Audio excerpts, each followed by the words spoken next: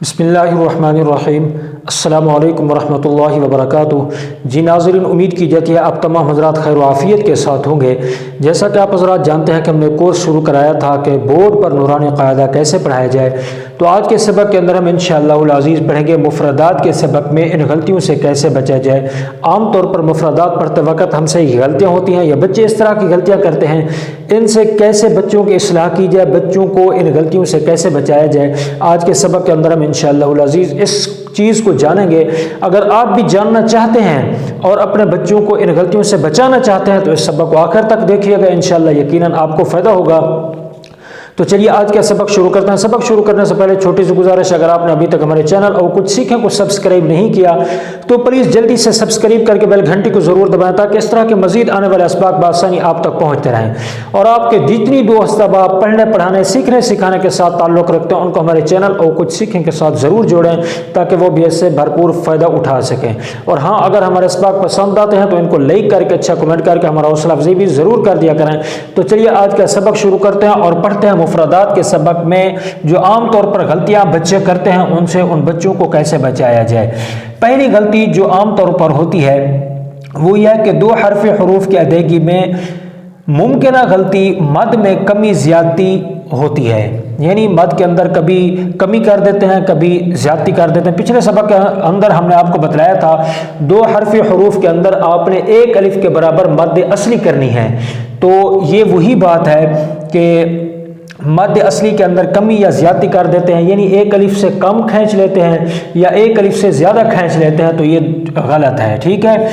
یا دو حرف حروف کے آخر میں حمزہ پیدا ہو جاتا ہے، جیسے با، پچھلے سبق کے اندر بھی ہم نے آپ کو بتلایا تھا آخر کے اندر حمزہ پیدا ہو جاتا ہے، تو یہ بھی غلط ہے، اس سے بچا جائے۔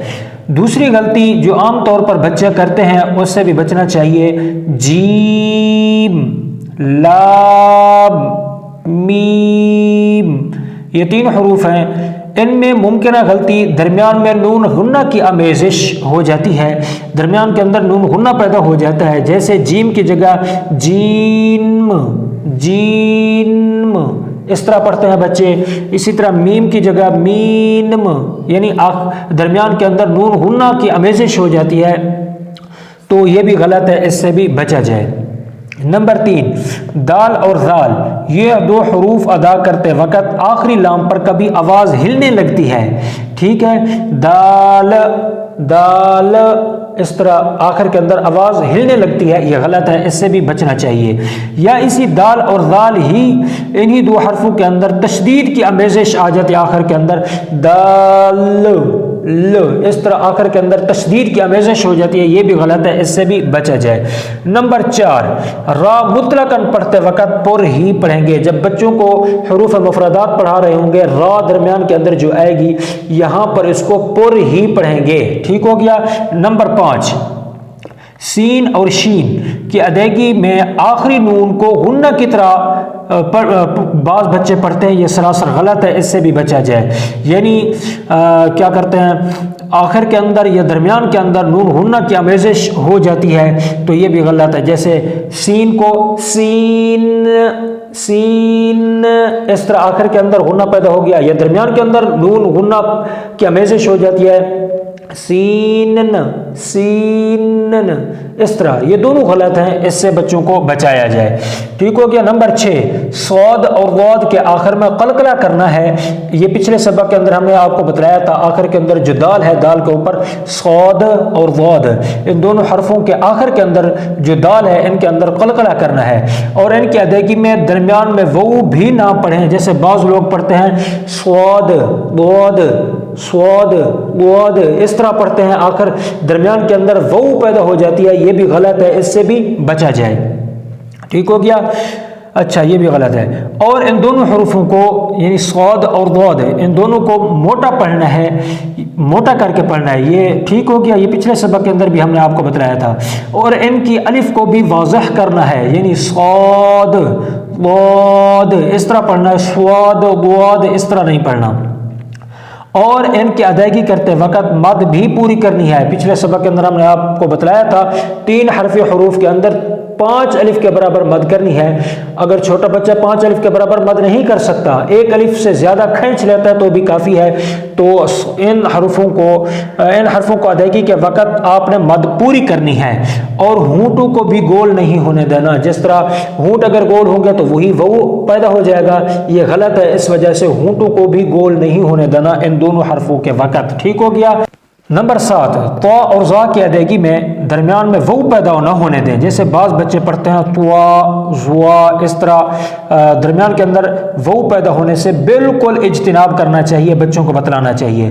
اور ان کی ادائیگی کے وقت ان کو معروف پڑھائیں، تو زو اس طرح پڑھائیں، اس طرح توئے زوئے اس طرح نہ پڑھائیں. ٹھیک ہو گیا. اور ہونٹ بھی گول نہ ہونے دیں ان کی ادائیگی کے وقت. نمبر 8، عین غین اور ہا کی ادائیگی میں گلے پر اچھا خاصا زور دیا جاتا ہے. اس سے بھی بچوں کو بتایا جائے. یعنی بعض بچے اس طرح پڑھتے ہیں عین ہا، اس طرح گلے کے اوپر زور دے رہے ہوتے ہیں. آپ نے اس سے بھی بچانا ہے، بلکہ آرام سکون سے ان کو ادا کرانے کی کوشش کریں. نمبر 9، ذال اور ثا میں زبان کا باہر نکالنا غلط ہے، اس کا مخرج اندر ہے. بعض بچے اس طرح پڑھتے ہیں ذال ثا، اس طرح زبان باہر نکالتے ہیں، یہ بھی غلط ہے. ان کا مخرج جو ہے اندر کا ہے. تو مخارج جب ہم پڑھیں گے اس وقت ہمیں اس کا علم ہو جائے گا. تو اگر بچے اس طرح زبان باہر نکال کے پڑھتے ہیں تو آپ ان کی اصلاح فرما دیں، ان کا ٹھیک فرما دیں.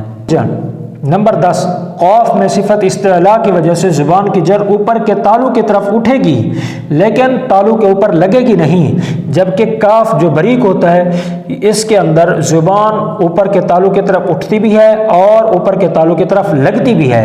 تو آپ نے یہ فرق بچوں کو بتلانا ہے اور اس کی مشق بھی کروانی ہے. نمبر 11، کاف ادا کرتے وقت باریک ادا کرنے میں اس طرح باریک نہ کریں کہ کاف کی بجائے کیف اس طرح ادا ہو. کیف اتنا باریک بھی نہ ہو کہ حروف ہی بچے بدل لیں. ٹھیک ہے. بلکہ کاف کے درمیانی الف کو واضح کریں، یعنی کاف پڑھیں، کیف نہ پڑھیں، کاف پڑھیں. ٹھیک ہو گیا. اچھا جی. نمبر 12، واو کی ادائیگی میں 2 مرتبہ ہونٹوں کو گول کریں. پہلے اس طرح وا 2 مرتبہ ہونٹ گول ہوں گے. ٹھیک ہو گیا. اور فا کے مخرج سے نہ پڑھنے دیں. ٹھیک ہو گیا. نمبر 13، حمزہ کی ادائیگی میں آخر کا ہا اضعف حروف میں سے ہے. عام طور پر اس کی جگہ الف پڑھا جاتا ہے یا ہا پر مبالغہ کی صورت میں مشابہ قلقلہ کے ہو جاتا ہے، تو اس سے بھی بچا جائے. یعنی قلقلہ پیدا ہو جاتا ہے یا آخر کے اندر کیا ہے ہا کے بجائے الف پڑھا جاتا ہے، تو اس سے بھی احتراز کرنا چاہیے، بچنا چاہیے. ٹھیک ہو گیا. نمبر 14، موٹے حروف میں سے صاد ضاد طا ظا میں زبان کی جڑ اور بیچ کا حصہ اوپر کی طرف اٹھے گا، جبکہ باقی جو موٹے 3 حروف ہیں قاف خا غین میں صرف زبان کی جڑ اوپر کی طرف اٹھے گی. ٹھیک ہو گیا. نمبر 15، حروف کی ادائیگی میں چند حروف ہیں جن میں غلطی کا زیادہ امکان ہے، ان کی طرف خصوصی توجہ دینی ہوگی. وہ حروف یہ ہیں، آپ کو نظر آ رہے ہوں گے، ثا حا ذال صاد ضاد طا ظا عین قاف. لہذا ان حروف کو ادا کرتے ہوئے طلباء پر محنت کریں. تو جی ناظرین، مفردات کے سبق میں جو عام طور پر بچے غلطیاں کرتے ہیں، آج کے سبق کے اندر ہم نے آپ کو بتلایا کون سی غلطیاں کرتے ہیں اور ان سے کیسے بچا جائے. تو امید کی جاتی ہے آپ کو یہ سبق اچھا بھی لگا ہوگا، پسند بھی آیا ہوگا. اگر اچھا لگا ہے، پسند آیا تو اس کو لائک کر کے اچھا کمنٹ کر کے ہمارا حوصلہ افزائی بھی ضرور کر دیں. اور چینل پر نہ ہے تو چینل کو سبسکرائب کر دیں. اور آپ کے جتنی دوست اب آپ سیکھنے سکھانے پڑھنے پڑھانے کے ساتھ تعلق رکھتے ہیں، ان کو ہمارے چینل اور کچھ سیکھیں کے ساتھ ضرور جوڑیں تاکہ وہ بھی اس سے بھرپور فائدہ اٹھا سکیں. آج کے لیے اتنا ہی، اور ملتے ہیں اگلے سبق کے اندر. اپنا بہت بہت خیال رکھیے گا اور مجھے اپنے خصوصی دعاؤں میں یاد رکھیے گا. السلام علیکم ورحمۃ اللہ وبرکاتہ.